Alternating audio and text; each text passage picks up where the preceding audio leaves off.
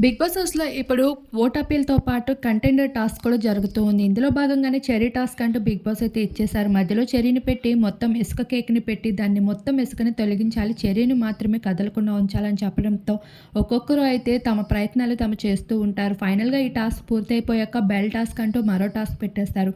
Garden ఏరియాలో బెల్‌ని పెట్టగా ఆ బెల్‌ని ఎవరు మోగిస్తారో వాళ్ళ విజయం అని చెప్పేసరికి హౌస్‌మేట్స్ అందరూ ఒక్కసారిగా పరుగులెత్తడంలో ఇక్కడ హైలైట్‌గా నిలిచిన ఎపిసోడ్ అయితే పల్లవి ప్రశాంత్, యావర్ గౌతమ్ వీరు ముగ్గురు కూడా పడిపోవడమే.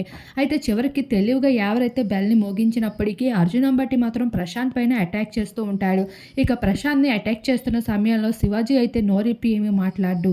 ఇలా అరిస్తే కుదరదురా, వాళ్ళకి ఎలా సమాధానం చెప్పాలంటే మన సైలెన్స్‌తోనే దెబ్బేయాలి. జనాలే నువ్వు సైలెంట్‌గా ఉండు, నీ గెలుపుతోనే దెబ్బేద్దామంటూ శివాజీ అయితే ఫైర్ అవుతూ ఉంటాడు. అసలు విషయానికి వస్తే అర్జున్ అంబటి పల్లవి ప్రశాంత్‌పై అలా ఎగురుతూ ఉండడం శివాజీకి ఏమాత్రం నచ్చలేదనే చెప్పాలి.